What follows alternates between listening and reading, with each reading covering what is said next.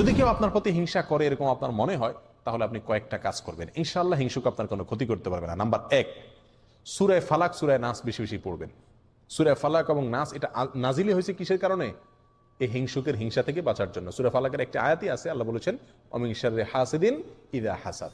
হিংসুক যখন হিংসা করে তখন আমি তার ক্ষতি থেকে আল্লাহর কাছে কি চাই? আশ্রয় চাই। অতএব সূরা ফালাক এবং নাস। আপনার ছেলের প্রতি হিংসা হয়েছে, আপনি একটা জমিন ভালো চাষ হয়েছে, ফসল ভালো হয়েছে, সেটার প্রতি কারোর নজর পড়ছে মনে হয়েছে, এরকম যে কোনো কিছুর প্রতি যদি মনে হয় আপনার নজর পড়ছে, তো আপনি সূরা ফালাক এবং নাস বেশি বেশি পড়েন এবং ফু দেন। ইনশাআল্লাহ বিদিনিল্লাহ কি হয়ে যাবে? হিংসার যে ক্ষতি এটা দূর হয়ে যাবে। এটা একটা অন্যতম প্রধান উপায়। আমরা আজকাল হিংসুকে হিংসা করে বদনজর দিলে বা বদনজর দিবে এরকম মনে হলে আমরা এমন কিছু পদ্ধতি অবলম্বন করি ওই হিংসুকের হিংসা থেকে বাঁচার জন্য, বদনজর থেকে বাঁচার জন্য, যেগুলো সঠিক না। যেমন বাচ্চাকে বদনজর থেকে বাঁচানোর জন্য কপালে কালো টিপ দেয়, দেখছেন? সাদা ফুটফুটে বাচ্চার এখানে কপালে কালো টিপ দিলে আরো বরং বেশি সুন্দর লাগে, বদনজরটা আরো বেশি করে লাগার সম্ভাবনা থাকে। বিধায় বদনজর থেকে বাঁচার জন্য কালো টিপ দিলে এটা কুসংস্কার, এটা ভুল পদ্ধতি, এটা ঠিক হবে না, এটা শিরকে আসগার হবে। কালো টিপের কারণে সে কি বদনজর থেকে কি করতে পারবে না? বাঁচতে পারবে না।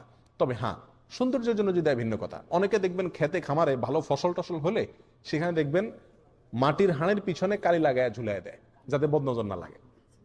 মানুষ মনে করে যে ওই হাঁড়ির দিকে তাকাবে